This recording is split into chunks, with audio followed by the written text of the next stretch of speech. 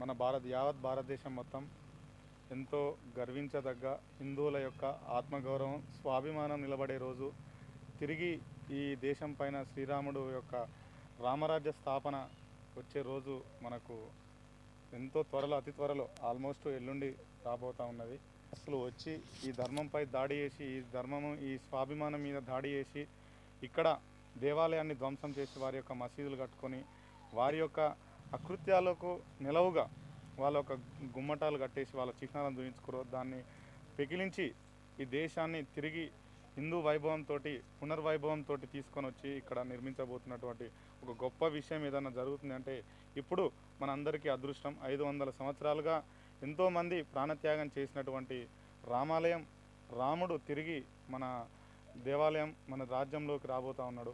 కాబట్టి దేశవ్యాప్తంగా ప్రతి పౌరుడు ఈ యొక్క పండుగని, మనం ఇదేదో మతాలకు అతీతంగా, కులాలకు